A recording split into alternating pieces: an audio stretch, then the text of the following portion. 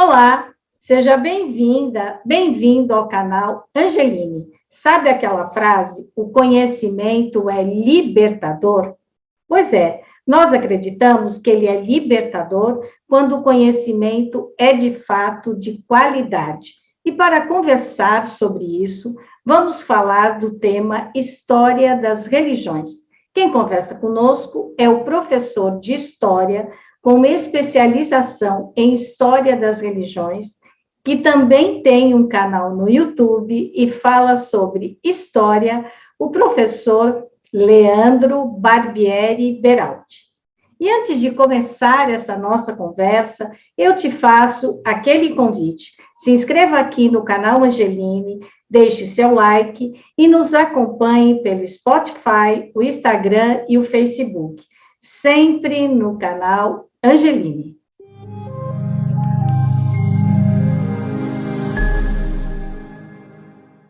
Professor Leandro Barbieri Beraldi, é um prazer recebê-lo aqui no canal Angeline. Muito obrigada por ter aceitado o nosso convite. O prazer é todo meu, agradeço o espaço e a oportunidade de poder falar um pouquinho aqui sobre história das religiões, que é um tema que me é muito caro. Muito obrigado por esse espaço. Professor, olha, o senhor fez história, né? Estudou história na universidade e depois fez uma especialização em história da religião. Tem também um canal no YouTube que é Aqui é História.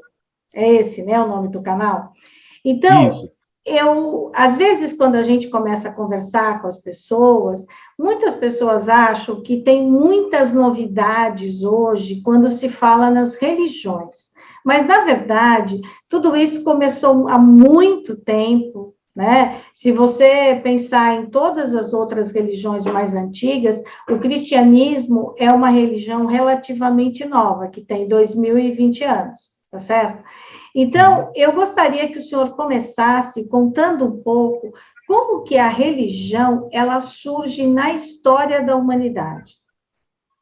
Olha, é muito complexo a gente pensar em um surgimento, né? Porque esse sentimento de religiosidade, essa busca de se conectar com algo que esteja superior a nós e que tenha a capacidade de nos proteger, né, vamos por assim dizer, e de nos dar respostas que a gente não consegue atingir, seja pelo racional, seja pela experiência, seja pelo conhecimento, é uma coisa muito antiga e que acontece em diversas religiões, em diversas situações, em diversos locais, dando origem a diversas formas de religião, né? Aqui fazendo sempre uma diferenciação entre a religiosidade e a religião. A religiosidade como aquilo que nós buscamos, a nossa vontade de estar em contato com algo transcendente, né? Algo que nos conecte a essa estrutura maior, e a religião enquanto algo padronizado, com regras, né, com clero, com livro, para a gente citar aqui as três grandes religiões monoteístas que nós temos hoje, né? Agora, eu acho muito interessante uma análise de um historiador chamado Fustel de Coulanges, que escreveu um livro há muito tempo atrás chamado A Cidade Antiga, e ele tenta buscar um pouco, em que pese várias críticas que depois a metodologia dele recebeu, ele levanta da onde esse sentimento de religiosidade pode ter surgido na cidade antiga, lá na formação da cidade. E ele nos mostra o quanto esse sentimento religioso, o quanto essa religiosidade está arraigada na própria organização social dessa cidade que está surgindo, a partir das lareiras, né, a partir dos ancestrais, do fogo que está dedicado a esses ancestrais. Então, ele fala muito a respeito dessa religião doméstica. Então, aquele pai de família, e aqui, claro, quando eu falo família, eu não estou falando da família nuclear, eu estou falando de clãs, né?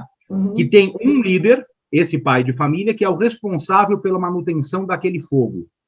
Uma lareira, efetivamente, que está dentro de casa, que não pode se apagar e que simboliza os ancestrais, que simboliza a própria família. Extinguido o fogo, está extinguida a família, né? E todos os rituais que são feitos em torno desse fogo, Fustel de Coulanges, inclusive, fala, antes de se adorar qualquer deus, se adoraram os antepassados, ou seja, os mortos, né? Então, essa ideia de religião que vem desse clã, que vem desse núcleo, e que conforme essas cidades vão crescendo, elas vão tomando um caráter mais institucionalizado. E aí nós passamos a ter até uma liberdade aqui, duas religiões. Aquela religião que é do Estado, aquela religião que organiza, aí podemos pegar os povos mesopotâmicos, podemos pegar o Egito, né? O faraó como um deus, né, na terra, o dono das águas do Nilo, das margens férteis, né? Então, uma religião que seja do Estado e uma religião doméstica, o culto a esses antepassados, esse fogo sagrado, essa ideia de que os ídolos da família representam aquele determinado clã. Então, a gente vai percebendo que essa ideia de religião, que se organiza a partir desse sentimento de religiosidade, ele sempre esteve presente na formação do que nós consideramos cidade, do que nós consideramos uma organização social, uma vida comunitária. Até porque a instituição dessas regras que se tornam sagradas, que se tornam incontestáveis, elas servem de base para que o próprio governo também seja incontestável. Eu não vou desafiar o faraó porque eu estou desafiando um Deus. E eu não posso desafiar um Deus porque serei castigado por isso. Então, e o faraó usa isso ao contrário. Como ele usa a religião para poder colocar regras políticas, né? Eu não diria nem que ele usa a religião, eu acredito que ele realmente acredita naquilo. Né? É difícil nós pensarmos sempre a questão das chaves culturais. Né? Ele acredita que ele, de fato, é um Deus na Terra, digamos assim, é Deus isso? Na Terra, exatamente. Ele é um Deus na Terra, inclusive todas as representações pictóricas que nós temos dos faraós, sempre vai mostrar esse faraó maior do que as outras pessoas, porque simbolicamente é um Deus, ele está acima disso, né? Alguns serão representados com elementos de fertilidade, com seios, mostrando aquela ideia de uma grande mãe, portanto, uma divindade que abastece tudo aquilo. E aí começa a ideia de uma possibilidade até de crise política. Porque quem é a pessoa que vai dizer, realmente, esse faraó é um deus, realmente, esse faraó é um bom deus? São os sacerdotes. Então, se existe uma crise política entre faraó e sacerdote, nós vamos ter aí uma crise que, antes de ser uma crise de religião, é uma crise política. Como, por exemplo, a do Amenófis IV, quando ele decide se transformar o Egito numa civilização monolatra. Então, ele coloca assim, tiremos os deuses, porque aí esses sacerdotes de Tebas que estão incomodando deixam de nos incomodar, e vamos adorar um único Deus, e eu sou o representante dele na Terra. Então, é uma maneira que ele vai encontrar, segundo alguns historiadores, de dirimir um pouco essa influência dos sacerdotes. Mas tudo isso para responder a sua pergunta. É muito difícil nós pensarmos qual é a origem de uma religião.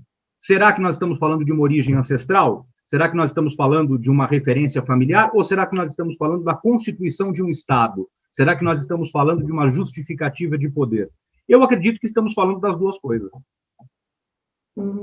Agora, quando a gente fala na história das religiões, e a gente pega as religiões, então, monoteístas, né, que seria o judaísmo, o islamismo e o cristianismo, não é?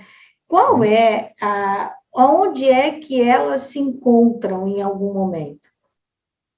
Bom, elas se encontram principalmente na ideia do Deus único, né, o Deus de Abraão. Então, nós temos lá atrás os hebreus, né, que vem do patriarca Abraão, que é reconhecido pelas três religiões. Nós sempre estamos falando, isso é engraçado porque muitas pessoas se assustam, não fazem esse link, né? Nós sempre estamos falando do mesmo Deus quando tratamos essas religiões. É o Deus abraâmico, né? Então, é aquele Deus para quem Abraão fez o sacrifício de Isaac, é aquele Deus que acompanhou Abraão, é o Deus de Isaac, é o Deus de Jacó, é o Deus que guiou Moisés para fora do Egito. Portanto, nós sempre estamos falando daquele Deus. Grosso modo, a grande diferença que nós vamos encontrar entre essas religiões é o profeta. É o entendimento de quem está transmitindo, sendo um pouco pleonástico aqui, a verdadeira verdade. Né? Porque nós temos a verdade do judaísmo, nós temos a verdade do cristianismo e temos a verdade do islamismo. O judaísmo diz que Moisés é o profeta, ele aguarda um Messias, né? Mas ele acredita que esse Messias ainda não veio. O judeu acredita que esse Messias está por vir. Apesar de que nós já temos algumas correntes chamadas de judaísmo messiânico, mas aí uma coisa à parte. Então, ele segue a lei mosaica. Nós temos um determinado grupo de judeus que vai começar a seguir Jesus, né, que dará origem posteriormente ao que nós chamamos cristianismo, que acredita que Cristo vem para fazer uma nova aliança com o povo escolhido. Então, nós temos um Novo Testamento. Tá? Então, segue-se tudo aquilo que está na Torá, o Pentateuco, tudo aquilo que está no Velho Testamento, mas sobre uma nova interpretação. Porque agora nós temos um novo profeta que é, para o cristianismo, o próprio Deus encarnado, o Filho de Deus na Terra, que vem para fazer essa nova aliança.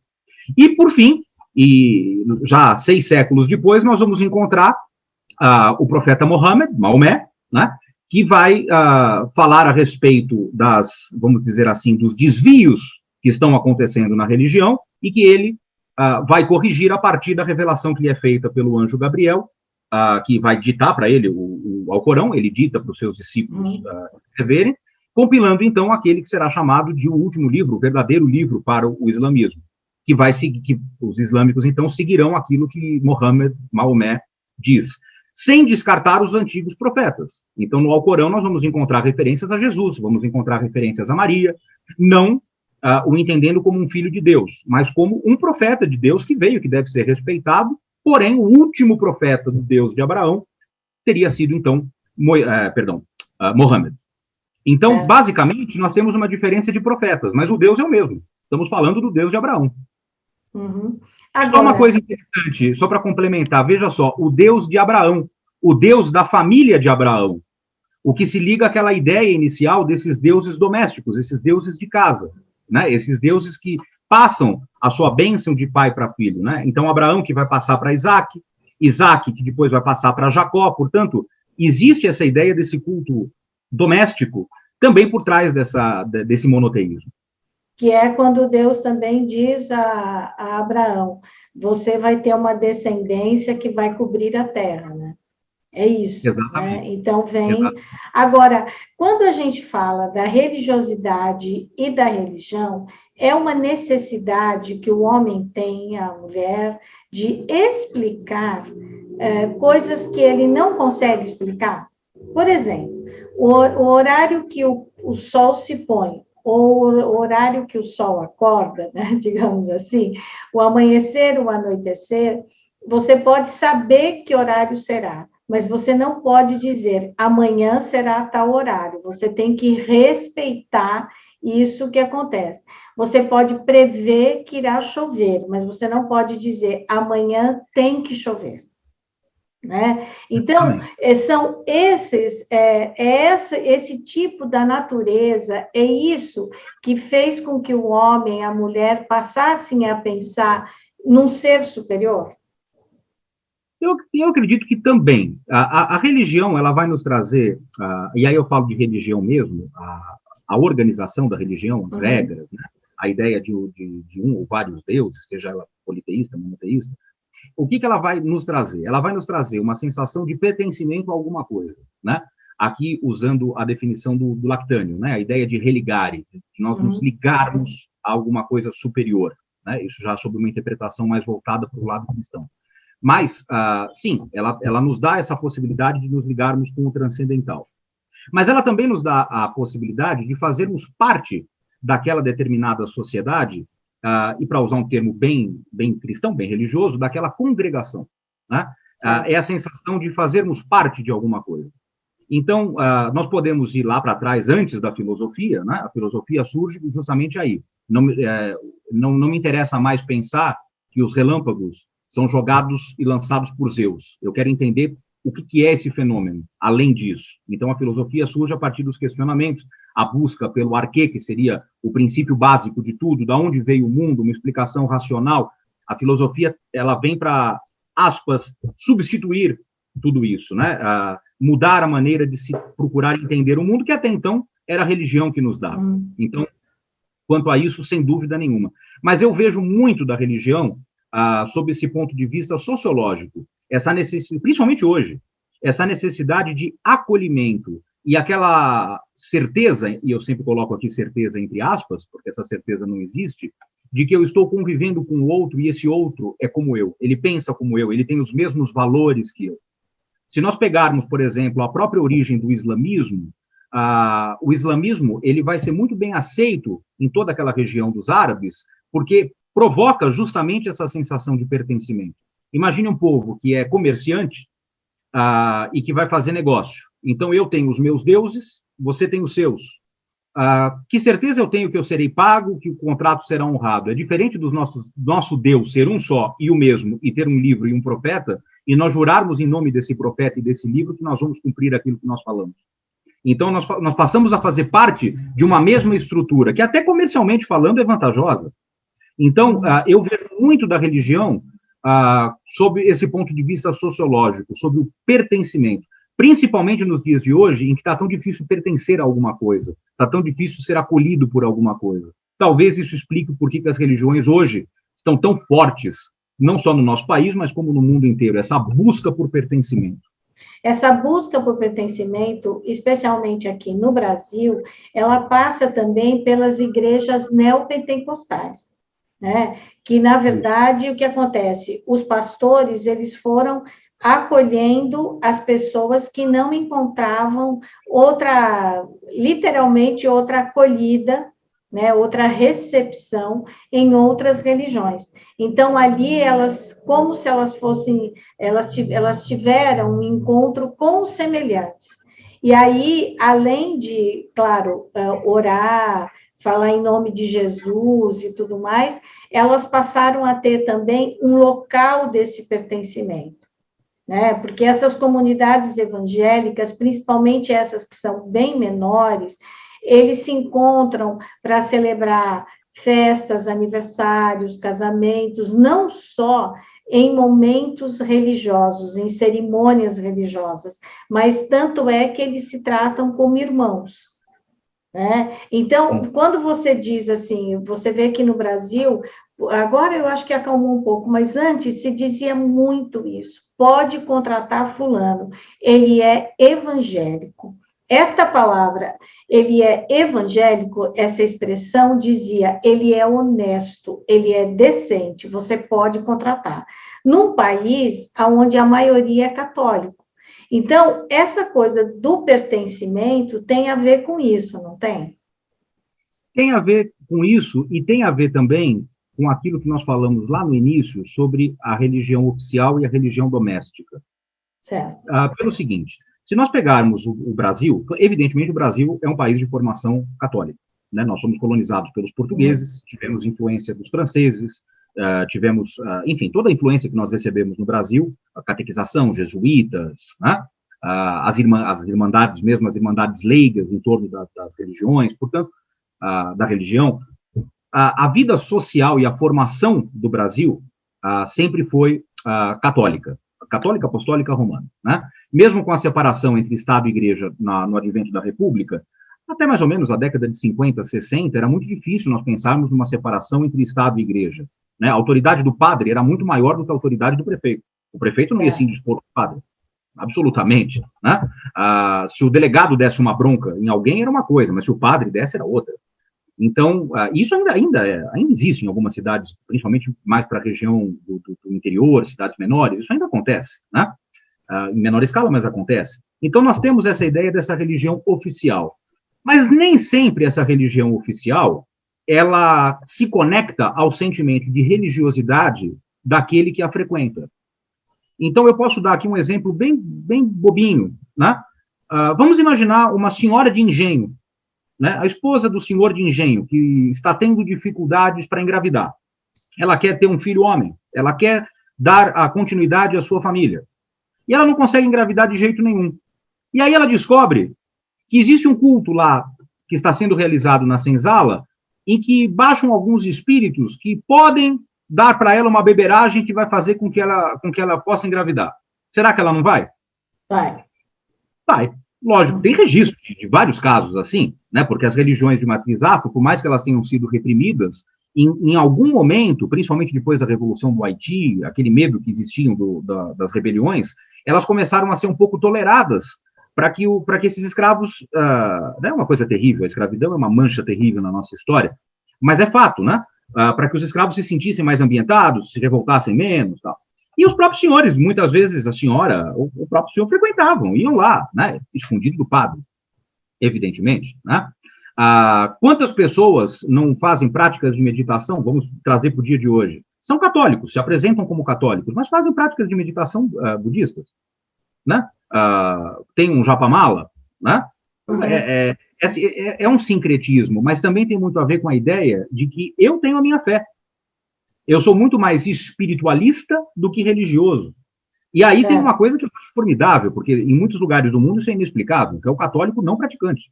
Isso, Né? é o que eu falo, é o único lugar do mundo. E é muito interessante, porque, só fazendo um parênteses, hoje nós também já temos o evangélico não praticante, que são os chamados desigrejados, que são aqueles que não congregam, que leem a Bíblia em casa, em família. Já existe um movimento assim, né, que inclusive deixa muitos evangélicos preocupados, porque a congregação é base da doutrina cristã, da leitura evangélica, né? Então, tudo isso para dizer o seguinte: esse sentimento de faço parte de alguma coisa não necessariamente está ligado à minha busca espiritual, aquilo que eu preciso para mim, né? Então, muitas vezes, alguém procura uma igreja, seja uma igreja neopentecostal, por exemplo, muito mais porque ali eu vou encontrar elementos que mexem com a minha emoção, que mexem com aquilo que eu sinto, que me dê uma fé palpável, né? O movimento neopentecostal, ele surge lá no início do século XX, principalmente, o pentecostal, perdão, né? Justamente com essa ideia de que a revelação de Cristo, a revelação de Deus continua acontecendo, né? Eu posso ver o fenômeno ali na minha frente, eu posso ver alguém falando em línguas, como aconteceu lá em Atos dos Apóstolos, né? Eu tenho contato com a divindade.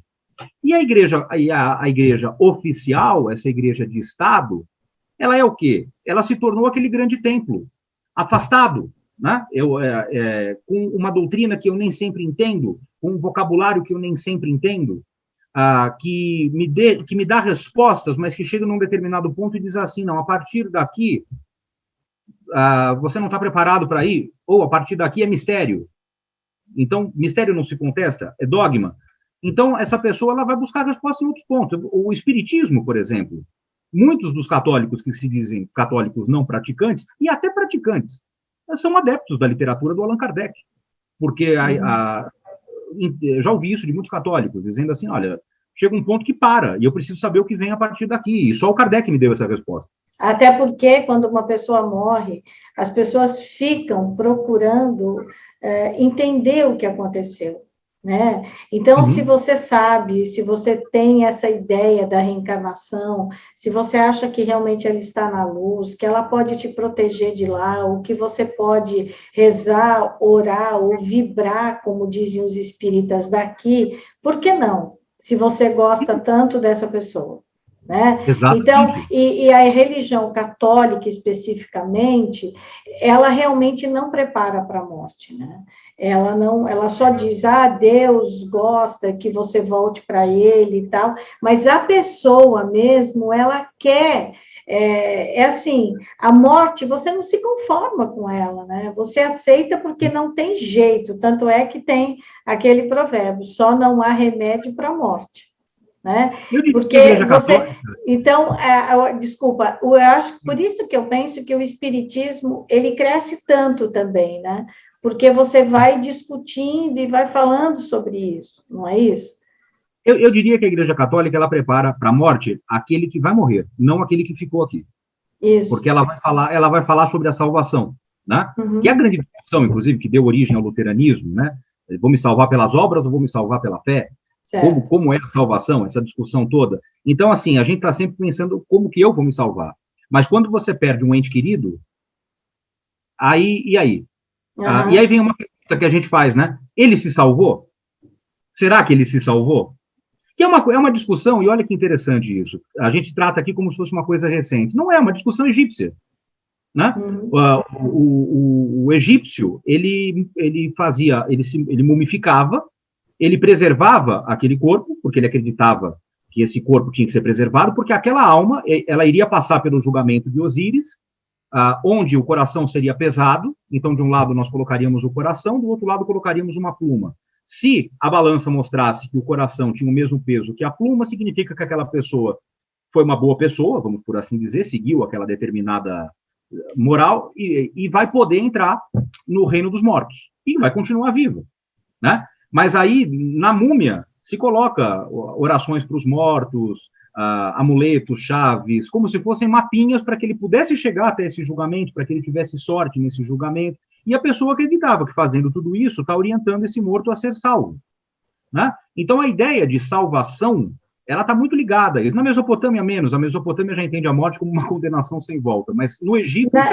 Na verdade, o que o Egito tentava era dizer que os mortos não morriam, né? Eles iam viver em outra dimensão, mas eles não iam ficar... Eles não seriam mortos, né? É isso. Que não é diferente do que vai dizer o Espiritismo, né? Que não é diferente do que vai dizer, de certa forma, até o próprio catolicismo, né? O catolicismo diz... o evangélico, por exemplo, diz, ele está em glória, né? Ou seja, ele está com o seu corpo glorificado, né? Ele está ao lado de Deus. Mas aí vem aquela questão, o que é mais confortável vamos trazer para o século XXI. O que é mais confortável? Eu imaginar que essa pessoa está em algum lugar onde ela está esperando um juízo final, ou imaginar que essa pessoa pode reencarnar como meu neto e eu continuar convivendo com ela? Certo. Então, a religião, ela vai trazer muito... apesar de que muitos espíritas ficariam chateados comigo de eu chamar de religião, né? Porque muitos espíritas defendem que o espiritismo não é uma religião, mas acaba sendo, porque mexe muito com ritos, mexe muito enfim, com livros, né? Com teorias. Então, lamento, mas tem a ver. Podemos chamar de religião, né? Como que essa religião, como que essa resposta chega até a pessoa? E esse é o ponto que eu acredito hoje, quando nós pensamos em história das religiões. Nós temos que olhar para trás e ver que as angústias são sempre as mesmas. O ser humano é sempre o mesmo. A diferença é que ele vai encontrar respostas distintas e vai ter uma oferta distinta, e que muitas vezes está limitada pela política. Eu não posso dizer que na Idade Média, com a Igreja, aí quando eu falo Idade Média, deixando claro, estou falando de um ponto específico, França, Inglaterra, o que a gente chama de Idade Média, né? Naquela região, eu não posso dizer que alguém vai ter a liberdade, por exemplo, de ser ateu. Não existe o conceito de ateu, porque é impossível. O único poder centralizado é a igreja. A única esperança é a igreja. Então, aí nós temos uma força política da igreja, né? Não há salvação fora da igreja. Não há nada fora da igreja, né? Não há salvação e não há vida. Porque toda a minha vida, dentro da lógica medieval europeia, toda festa, todo feriado, todo trabalho, tudo que eu faço está em função daquela igreja. Se eu não fizer parte daquilo, eu estou excluído. Eu estou excomungado, que é um termo que para nós hoje não significa tanto, né? Mas imagine ser excomungado, não poder fazer parte da comunhão. É não ser convidado para a festa que todo mundo foi. Certo. Agora, professor, quando a gente fala em religião que não tem um único Deus, que não é monoteísta, como que as pessoas se comportam? Para cada coisa que elas querem, elas pedem para um Deus? Aí depende de que culto politeísta que nós estamos colocando, né? Por exemplo, vamos lá, vamos voltar para o Egito, né? No Egito nós temos o culto a Amon-Ra, né? Dos sacerdotes de Tebas, aquele que eu comentei agora há pouco, que deu aquele conflito lá com Amenófis IV, que se autoproclamou Akhenaton, né? O culto a Amon-Ra era um culto muito popular, né? Mas não era um culto único. Nós tínhamos um culto a inúmeros outros deuses, a diversos panteões, né? Esses deuses egípcios formavam um panteão que já é diferente, apesar de encontrarmos similaridades, evidentemente, porque, como eu disse, as angústias são sempre as mesmas, né? Diferente, por exemplo, do panteão greco-romano. E aqui eu digo greco-romano porque os romanos importaram a religião grega, né? Assim, temos praticamente mudança de nome, mas a mitologia é muito próxima, né? Baco, Dionísio, né? A gente encontra similaridades muito grandes entre esses panteões. E variando muito de acordo, não diria nem com a necessidade, mas eu diria de acordo com a própria devoção. Eu vou dar um exemplo aqui, e quero deixar muito claro, eu não estou mexendo com fé de ninguém, eu estou falando de história, tá? Claro. É importante deixar claro isso para o nosso Aliás, público. A sua entrevista é por isso mesmo, para falar da história. É importante deixar claro, porque às vezes a pessoa fala, nossa, está mexendo com fé. Olha, eu sou devoto de São Judas Tadeu, sou devoto mariano, então só para deixar claro, eu não estou de maneira nenhuma condenando nada. Mas da onde vem a ideia, por exemplo, dos santos? A ideia dos santos. Por que a Igreja Católica assimila a ideia do santo? Né? Em cima disso que vem com a sua pergunta. Eu tenho uma determinada vila, por exemplo, que adora um determinado deus pagão. E eu tenho uma vila do lado que adora outro. E essas duas vilas pagãs realizam seus cultos. Como é que eu vou chegar nessa vila e vou dizer o seguinte, olha, o Império Romano mudou, deu a louca no imperador, e a partir de agora vocês têm que esquecer completamente essas festas que os tataravós de vocês já faziam para esses deuses, e a partir de agora vocês têm que adorar um único Deus, vocês vão na missa todo domingo, confessem e se arrependam. Como é que nós vamos fazer? Nós estamos mexendo com cultura, estamos mexendo com tradição. A Igreja Católica não consegue fazer isso. Então, o que ela vai fazer? Ela vai ressignificar. Em que sentido? Vamos supor que determinado Deus, que é tratado como que é idolatrado, que é cultuado, tenha sido, por exemplo, uma feiticeira que viveu 200 anos antes naquela vila. E ela curou muita gente, então o túmulo dela, no dia do aniversário de morte dela, vai todo mundo lá cultuar. O que a Igreja Católica faz? Canoniza essa senhora, e ela passa a ser uma santa. Então, ela traz o culto dessa senhora para dentro da igreja. Então, eu continuo com o meu ritual, mas eu agora faço isso dentro da igreja. E daqui a 2, 3, 4, 5 gerações, eu faço parte daquela igreja e aquela tradição continua comigo. Então, respondendo essa sua pergunta, sim, eu tenho deuses muito regionais, eu tenho deuses que vêm de acordo com necessidades, aquele Deus que é mais voltado para isso, aquele Deus que tem a ver com aquela determinada região, ou com aquela determinada necessidade, mas eu ressignifico isso, justamente para poder fazer com que esse paganismo, que eu não consigo sufocar, se transforme em outra coisa. Agora, pela doutrina da Igreja Católica, eu não posso adorar a um santo, porque o santo ele não deve ser adorado, o santo ele é um exemplo. Então, por exemplo, nós pegamos aí Estevão, o primeiro martirizado, né? Estevão, ele não tem que ser adorado, ele tem que ser admirado como um exemplo de um homem que deu a vida em cima de um ideal cristão. É como então, assim, já que você não pode seguir Jesus, né, não que você não deva, mas assim, o exemplo de Estevão é mais fácil de seguir do que o exemplo de Jesus. Exatamente. E olha que legal, eu acho isso muito interessante. Eles criam uma estrutura religiosa que segue o padrão da lógica política. Então, eles colocam os santos como os senadores. Aqueles que estão... Não é o imperador, que é único, né? No caso aqui seria Jesus, Cristo, Deus. Mas são os senadores, aqueles que estão próximos. Aqueles que são exemplos, aqueles que são fiéis e aqueles a quem, se eu demonstrar o meu amor, farão com que eu chegue mais rápido ao imperador. Eles podem interferir, né, na minha oração, no meu pedido, para que o imperador me atenda. É isso? Exatamente. No caso, o santo que pode... e depois Maria assumirá esse papel em torno do século XII, quando o culto mariano começa a se consolidar na Europa. Maria assume esse papel da intercessora, a advogada. Certo. Né? Eu brinco muito sempre falando do Alto da Compadecida. Né, no filme O Alto da Compadecida, quando está tudo dando errado, parece que vem Nossa Senhora e advoga, porque ela não tem o poder do filho, mas ela é a mãe, ela tem influência sobre ele. Ela é Cristo na cruz disse ao seu discípulo mais amado, né? Tome essa mulher como seu filho, ou seja, reconheça como alguém especial. E daí nós temos o culto mariano, tendo Maria como aquela que intercede por nós junto ao filho.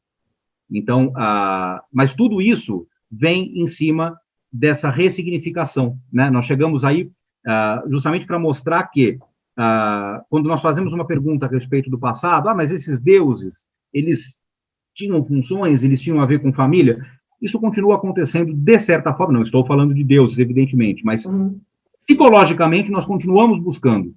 Né? Então, assim, eu estou com uma causa muito emergencial. É emergente, então o Santo Expedito, Santo das Causas Impossíveis. Eu vou direto nele para ele interceder por mim. Agora, tem também esse culto hoje, que é uma coisa que está voltando muito esse termo, aos próprios antepassados. Né? Existem padres, muitas pessoas que eu conheço que são clérigos, né? São pessoas realmente religiosas, são sacerdotes, que dizem, ou você tem que pedir alguma coisa, peça para o seu pai que já morreu, para a sua mãe que já morreu, para o seu avô, para a sua avó, porque ninguém melhor do que eles para te abençoar. Isso é perigoso, né? Porque pela doutrina espírita, isso é um perigo, né? A doutrina espírita, ela já vai para uma outra linha, né? Então, vamos tomar cuidado, porque eu preciso respeitar a evolução espiritual do meu antepassado.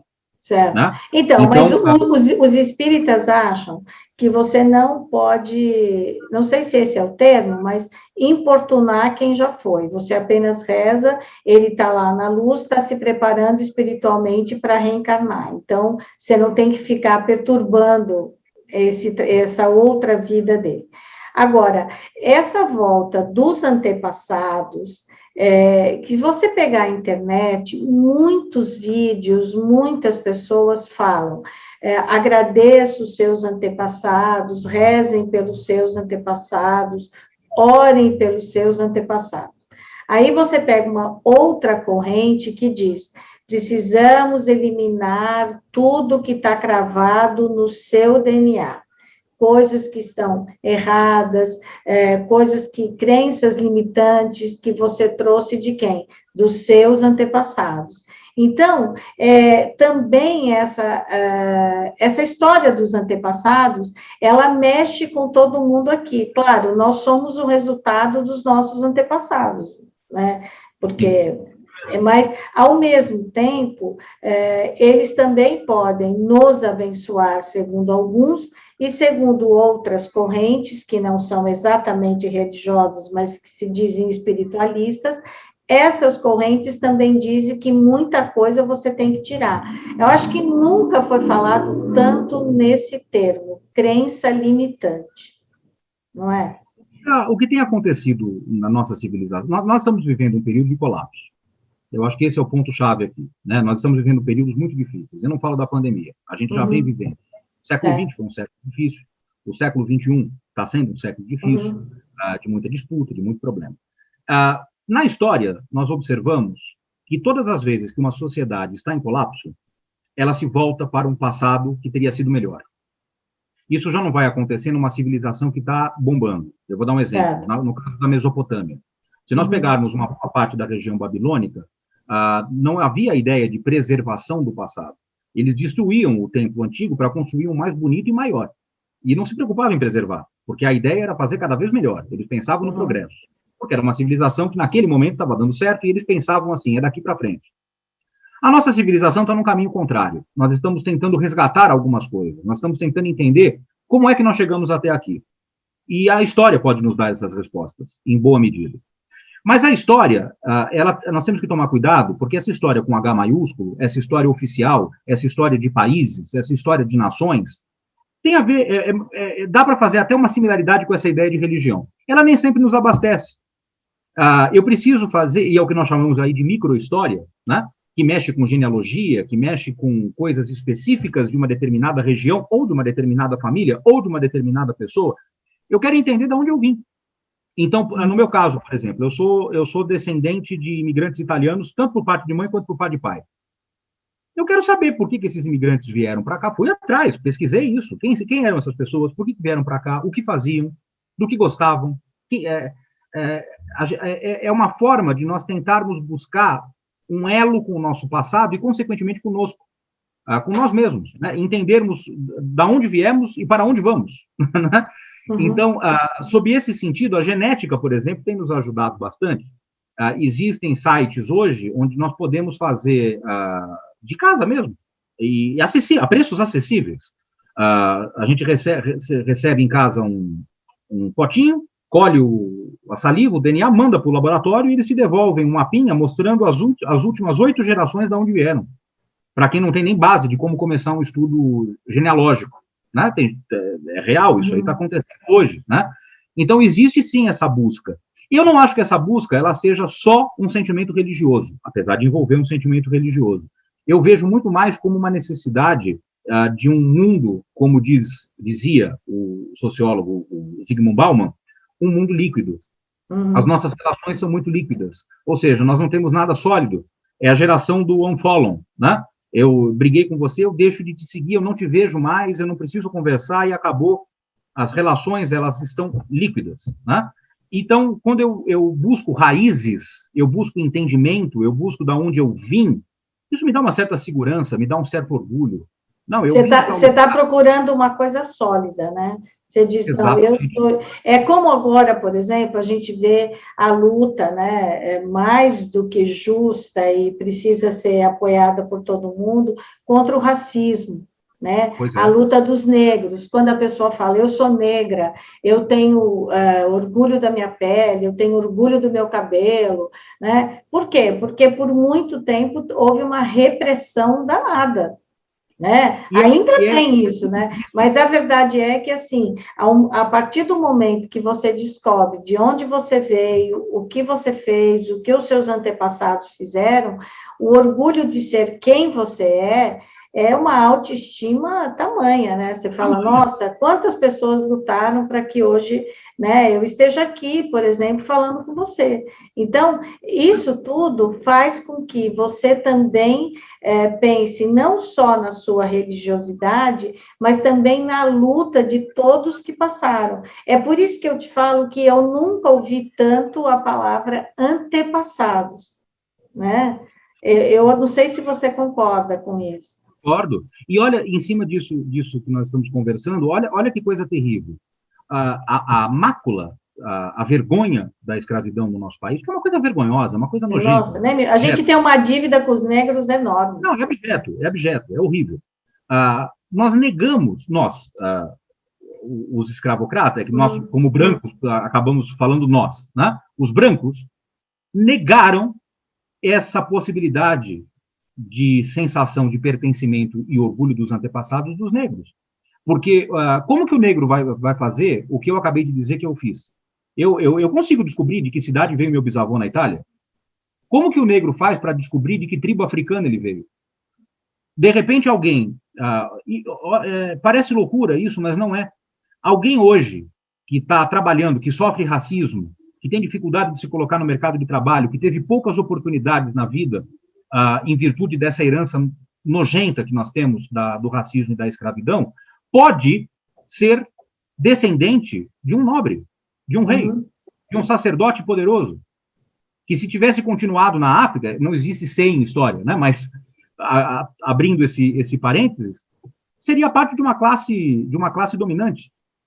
Então, e não tem a menor ideia. Quer dizer, foi negado o direito da própria história dessas famílias, que nem os seus próprios sobrenomes conhecem, porque adotaram, quando da abolição, quando da alforria, adotavam o nome das fazendas ou dos senhores das fazendas. Então, são negros que trazem nomes portugueses, nomes espanhóis, e que não sabem a sua própria origem, e aí, trazendo para o nosso tema, nem mesmo a sua origem religiosa. Porque nós tínhamos lá alguns do candomblé, nós tínhamos islâmicos, né, os malês, por exemplo,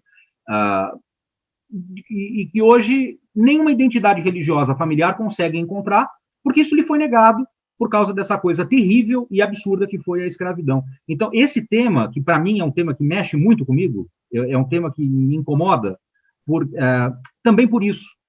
Negar o direito à história de uma pessoa é um crime contra toda a humanidade. E você vê, né, o Brasil considerado um país católico, que foi colonizado por os portugueses, junto com os jesuítas, abençoou a escravidão. Né? Para você ver, uma parte, claro, sempre em todo lugar tem gente que luta e briga para que as coisas fiquem diferentes. Mas a verdade é que, assim, o que acontece, que é uma coisa que eu sempre aqui bato nessa tecla, não há uma preocupação com a essência da religião, mas sim com as regras morais daquela religião. Então, em vez de você se preocupar com o amor e a misericórdia daquele Criador que você acredita, você fica o tempo todo dizendo, olha, ele vai te castigar, você não vai para o inferno, ou então você não vai reencarnar de novo, ou você... É sempre assim, uma pressão, né? Não é assim, olha, faça isso, perdoe, para que você caminhe, né? Tira essa raiva desse seu coração, mas não assim, se você não fizer, Deus te castiga. As religiões, muitas vezes, não conseguem inverter isso, né? No sentido as pessoas a barganharem com Deus. Isso, né? e daí começa essa discussão, né? Você vai lá, pede para o santo, você não sei o quê, você tem que dar isso, tem que dar aquilo. Quer dizer, você não faz uma discussão ou uma religiosidade que eu diria de qualidade, né? Que é uma ligação de você com quem o ser que você acredita e você estabelece uma relação com ele. Não é que cada um vai ter uma religião particular, mas você não pode ficar dizendo eu creio em Deus, mas olha, eu não posso fazer isso, não posso usar determinada roupa, eu tenho que usar isso, eu tenho que comer aquilo, eu tenho que deixar, eu não posso fazer isso nesse dia. Então, que Deus é esse, né? Que te colocou aqui para te castigar o tempo inteiro? Porque isso também é uma repressão política da moral para você segurar as pessoas, né? Bom, temos lá em Romanos 10:4, se eu não me engano, né? O fim da lei é Cristo para a justiça de tudo aquilo que o crê, né? Então, essa ideia do legalismo, que está muito ligado às leis mosaicas, né? Eu sempre brinco, né? Se nós seguirmos lá as leis mosaicas que estão lá no Pentateuco, vai ficar um pouco complicado. As coisas vão nos levar, nós vamos regredir um pouquinho em vários aspectos. Eu digo o seguinte, eu nunca contesto e discuto a fé individual de ninguém, porque eu acho que a pessoa está buscando alguma coisa. E se ela encontrou alguma coisa, ótimo, desde que ela respeite esse direito do seu semelhante. Certo. E isso é muito importante porque nós não podemos esquecer que nós vivemos em sociedade. Concordo. Nós não podemos, de maneira nenhuma, a religião, enquanto conjunto de dogmas, né, enquanto templo, enquanto clero, que deveria trazer para nós uma ideia de novo, seguindo esse termo, de religação com o divino, separar, né? Aquela ideia de eu serei salvo, você não, coitado de você. Né? Então, não, porque Jesus não fez isso. Né? Isso está no Novo Testamento. Jesus, muito pelo contrário. Né? Jesus, na verdade, professor, ele estabelece um marco civilizatório no mundo, né? Que ele diz, não é mais olho por olho, dente por dente, não é mais atirar a pedra na mulher, enfim, seja civilizado, né? Tenha misericórdia e ame ao próximo como se fosse você. É isso que ele vem, né? Se você não acreditar na divindade de Jesus, a mensagem é: seja civilizado. Sim, João 13, né? Um novo mandamento lhes dou, amais uns aos outros, como eu os amei. Né? Então, esse é o pensamento cristão. Né? Esse é o pensamento cristão. Então, a minha preocupação hoje, como professor, e eu vejo isso acontecendo em sala de aula, e eu vejo isso acontecendo na sociedade que eu vivo, é que muitas vezes a religião está sendo transformada em discurso político. E isso é perigoso. Significa dizer que eu não posso juntar religião com política? Não. Religião e política, como eu disse aqui inúmeras vezes, sempre estiveram ligadas e faz parte, não se separa isso. Mas eu não posso permitir que a política ela se coloque acima da religião. Tem que ser o contrário. Porque se o meu sentimento é... Senão eu sou um hipócrita. Né? Se eu realmente sigo, se eu sou um cristão e sigo aquilo que está no Novo Testamento, entendendo o Novo Testamento como a mensagem de Jesus, afinal de contas, do Filho de Deus na Terra, eu não posso ir contra aquilo que ele está dizendo. O problema da Bíblia, e aí entrando um pouquinho numa discussão teológica, é que a Bíblia, tem uma frase de um pastor que eu gosto muito, do pastor Caio Fábio. O Caio Fábio diz o seguinte: a Bíblia pode ser a mãe de todas as heresias. Porque se eu pegar um versículo qualquer, descontextualizar e colocar isso entre aspas, eu posso transformar isso no que eu quiser. Então, por exemplo, nós temos lá acho que deixa eu tentar lembrar aqui, acho que Mateus 10, se eu não me engano, em Mateus 10, que tem uma frase que é muito usada, que diz que quando Cristo diz eu vim trazer a espada.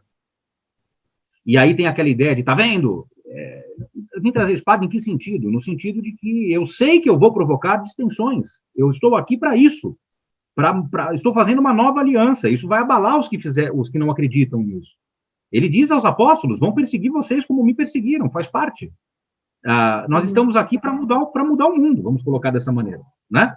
Então, a grande preocupação é quando essa palavra ela cai na mão de pessoas, e aqui eu não estou entrando em debates político-partidários, eu estou falando de forma geral, porque cai para os dois lados, né? Se é que só existem dois lados, não é o caso, mas digamos assim, um país polarizado, né?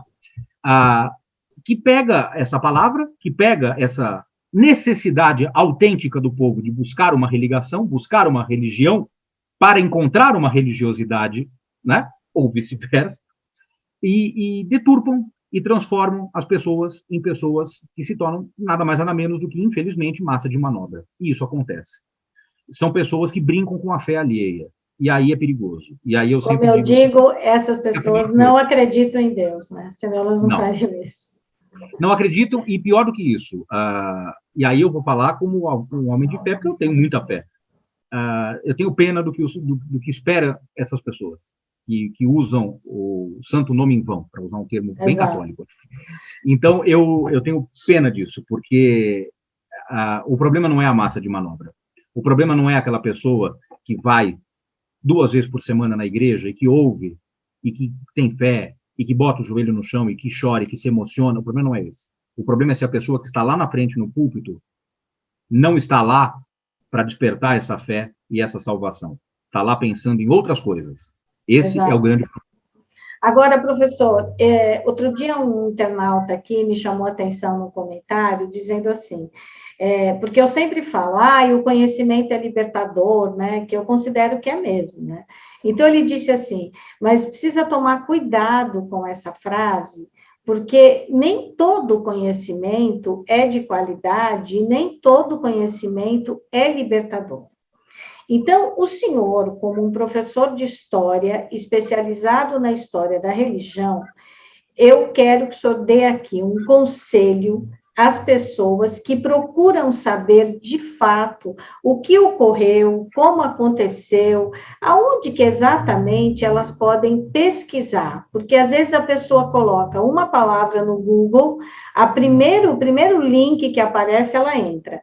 Então, o que o senhor recomenda para que, como professor de história, a pessoa consiga entender o que aconteceu, e hoje, como há muita informação na internet, muita informação, como é que ela faz para selecionar naquilo que é, de fato, um conhecimento de qualidade? Além, é claro, né, professor, de assistir o seu canal, Aqui é História, é isso?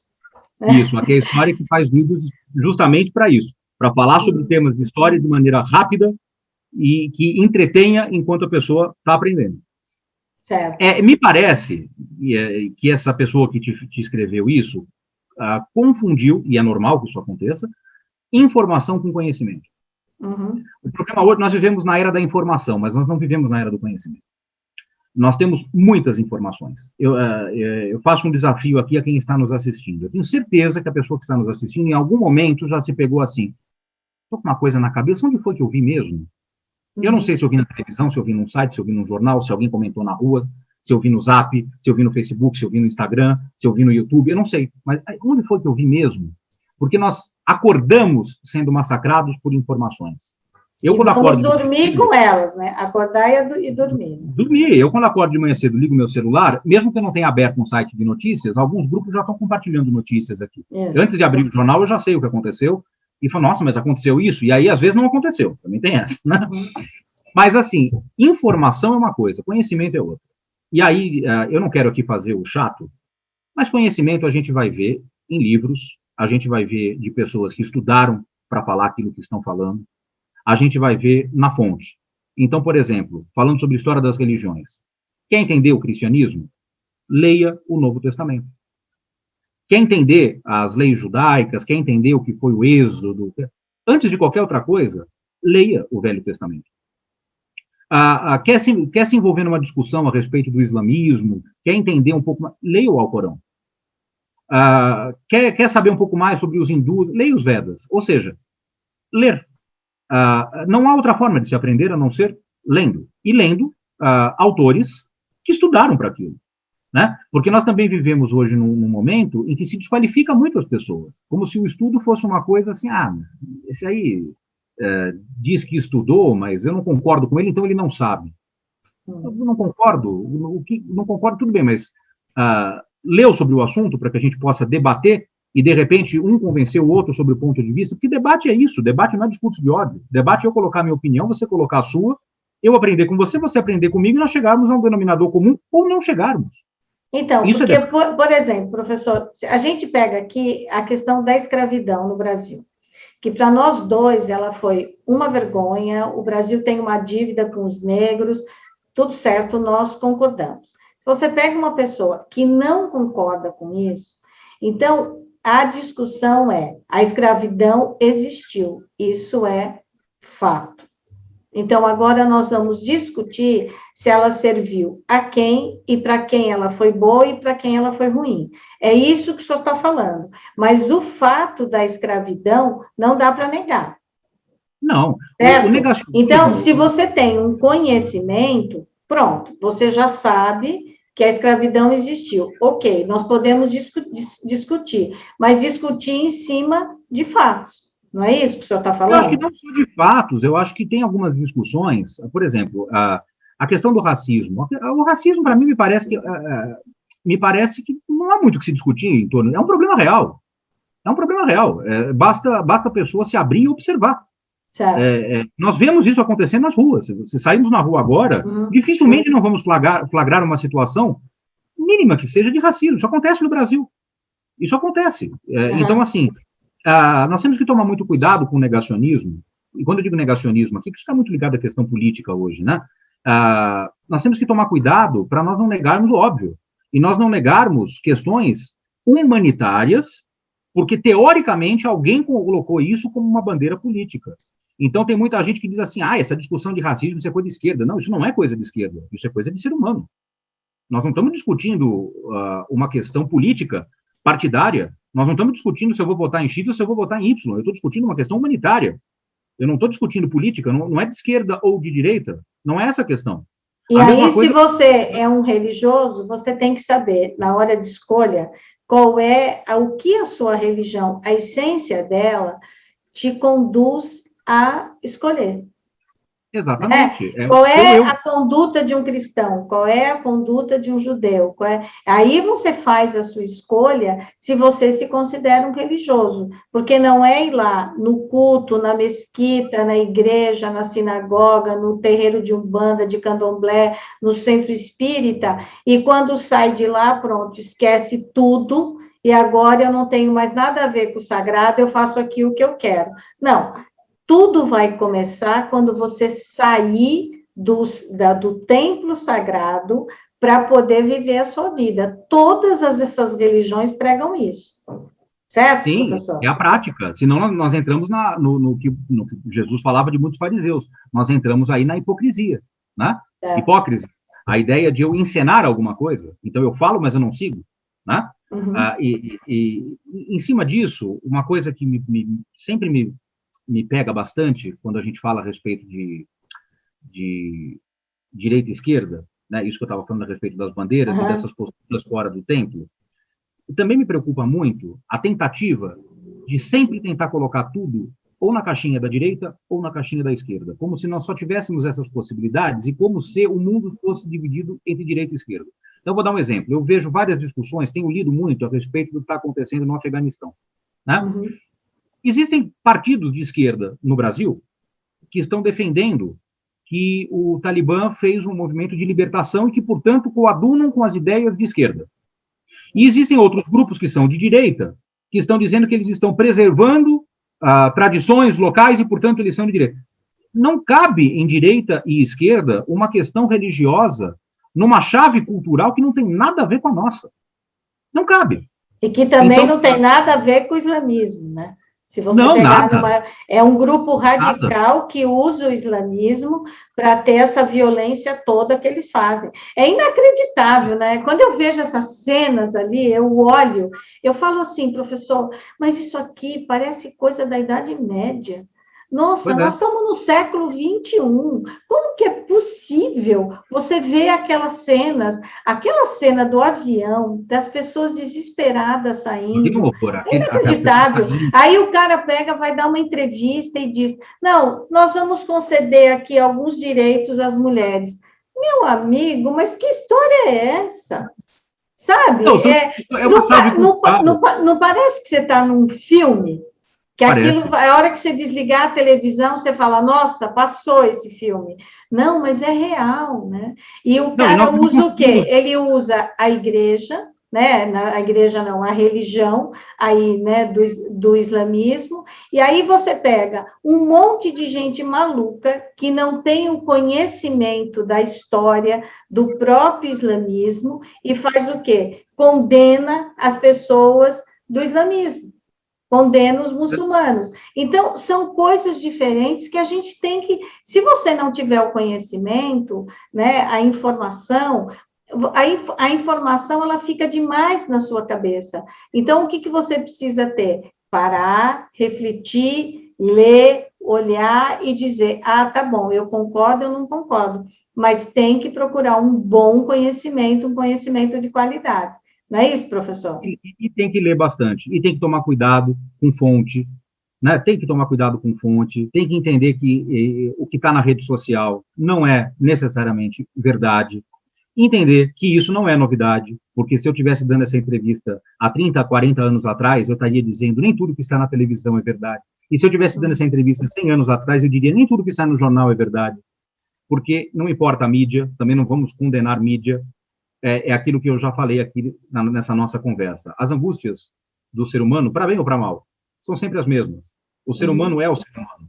E nós sempre vamos encontrar os reflexos dessas angústias nos adventos que forem surgindo, seja a internet, seja a tecnologia, seja o jornal. E, lamentavelmente, continuamos a nos deparar com cenas como essa do avião, como essas coisas terríveis que estão acontecendo lá. E eu me pergunto, quantas coisas iguais ou piores não estão acontecendo e nós nem sabemos. Porque esse mundo é muito grande, né? Então, porque, na verdade, né, professor, o que acontece? As pessoas pegam o problema que elas têm e terceirizam, né? Então, isso não é comigo. Então, quem fez isso? Foi a mídia, né? Quem fez isso? Foi a televisão. Eu nunca faço parte daquele grupo que também está colaborando para isso, né? Se você pegar, por exemplo, essa questão do meio ambiente, e se você também é um religioso, você tem que preservar a natureza. Não tem nem o que discutir. Né? Então, se você não recicla o seu lixo, se você desperdiça água, energia, tudo isso faz parte de cumprir a sua religiosidade. É de que o mundo ele precisa continuar e você precisa colaborar para isso. Você fazendo isso, você colabora com o Criador, você colabora com a sua própria religião, com a sua fé. Mas não, as pessoas entendem isso de forma separada. Não é isso? E essa discussão, a meu ver, ela vai além da questão da religiosidade, porque eu posso falar isso para um ateu. Certo. Né? Ele pode não acreditar em nada, mas ele fatalmente acredita que aquela sociedade precisa funcionar. Exato. E que se eu não quero, para ser bem claro, se eu não quero tomar um tapa na cara na rua, eu também não posso dar um tapa na cara na rua. O ateu concorda com isso. Certo. Então, eu vejo assim, a religiosidade, ela deveria reforçar esses pontos. Mas esses são os pontos básicos do que nós, aqui, no Brasil, no Ocidente, em 2021, deveríamos chamar civilização. Então, isso é civilização, isso é ser civilizado, isso é buscar. E aí, entrando numa discussão filosófica acerca da ética mesmo. Né? O que eu devo fazer, independentemente de moral e costumes, o que eu devo fazer para melhorar a sociedade onde eu vivo? Porque quanto melhor for essa sociedade, melhor eu vou viver como indivíduo. Eu estou inserido nessa sociedade. E eu acredito que depois dessa pandemia, onde nós fomos forçados por muito tempo a nos isolarmos ao máximo, acredito que deu para aprender que o ser humano como diz, citando Aristóteles, é um animal político. Nós precisamos do outro. Nós não podemos ser isolados, nós não conseguimos nos isolar por muito tempo. O ser humano Professor, o senhor pensa como eu que o mundo vai ser um pouco melhor quando a gente tentar voltar ao normal ou não? Eu nunca perco a minha esperança e a minha fé. Eu também não. Como então, eu digo, sempre em frente, com amor, esperança e atitude. É verdade. E eu acredito, sim, que o conhecimento é libertador, o conhecimento é importante, porque muitas vezes nós achamos que estamos fazendo uma coisa nova e essa coisa já foi feita há muito tempo. Muitas vezes nós achamos que estamos indo por um caminho, mas a ciência ou a filosofia ou o que for já descobriu que o caminho não é esse. Então, muitas vezes nós ganhamos atalhos a partir do conhecimento. E outra coisa, o conhecimento é delicioso, porque pegar um bom livro e aprender alguma coisa sobre qualquer assunto que nos interesse, isso eu sinto falta no nosso sistema educacional. Eu acho complicado obrigar um adolescente de 14 anos a ler Dom Casmurro, sendo que se ele descobrir esse livro com 25, ele vai ficar doido, porque o livro é maravilhoso, mas talvez com 14 anos, na geração da internet, ele não esteja preparado para ler. Então, as nossas crianças, os nossos adolescentes têm que aprender que ler é um prazer, tanto quanto ver um bom filme, tanto quanto assistir televisão, tanto quanto jogar um videogame. A literatura é lazer. A literatura não é obrigação, não é trabalho. Ela pode vir a se tornar, mas ela, antes de qualquer outra coisa, é entretenimento. Então, talvez essa seja a grande deficiência que nós temos no nosso país, eu vou falar de Brasil, é associar a ideia de literatura à obrigação. É como se a Machado de Assis estivesse no mesmo nível de um livro de álgebra, com todo respeito aos matemáticos. Não, a Machado de Assis é entretenimento. Machado de Assis a gente lê nas férias, não lê na escola. E se as nossas crianças e adolescentes conseguirem aprender isso, nem vai haver essa discussão sobre conhecimento, porque adquirir conhecimento, a curiosidade, a vontade de aprender faz parte, é intrínseco de nós. Só que a gente se afasta disso. Então, talvez o nosso sistema educacional precise nos aproximar disso. Pegar um bom livro, entregar na mão de um aluno e falar assim, você está com dúvida desses assuntos? Lê isso daqui, olha que delícia. Está faltando isso. Eu sinto muita falta disso em sala de aula e eu acredito que o conhecimento não é nenhuma questão de ser libertador, ele é o único caminho possível para a gente conseguir sair da bolha. E além de sair da bolha, poder fazer as próprias escolhas, né? Porque daí não é alguém que decidirá por você, é você que decide. Né? Nossa, professora, adorei a nossa conversa. Ai, como eu digo, como é bom conversar com quem estuda, com quem tem conhecimento. Eu agradeço muito a sua participação, agradeço principalmente o seu tempo, que hoje tempo é realmente uma coisa que é uma riqueza quem tem tempo hoje para poder, inclusive, estudar, né, professor? E olhar, né, ver o que acontece no mundo, poder refletir sobre ele e depois poder conversar com as pessoas. Agradeço muito o senhor ter compartilhado aqui parte do seu conhecimento, é claro, e agradeço o seu tempo. Queria te agradecer imensamente por essa oportunidade. Eu fiquei muito feliz com o seu convite e fiquei muito feliz com o nosso papo aqui. Muito obrigado, de verdade, e obrigado a quem nos assistiu até aqui também. Muito obrigada. E você que está nos assistindo, ou ouvindo pelo Spotify, ou aqui no YouTube, eu te faço aquele convite de sempre. Compartilhe o vídeo, fale com seus amigos, com sua família, e também se inscreva aqui no canal Angeline. Nos ajude a disseminar cada vez mais a cultura do encontro e a cultura da paz. Professor, muito, muito obrigada. Nós vamos deixar aqui no YouTube as suas informações, um pequeno currículo seu e também as suas redes sociais e o endereço do seu canal no YouTube para que as pessoas possam acompanhar o seu canal e o canal Angeline. Muito obrigada. Muito obrigado.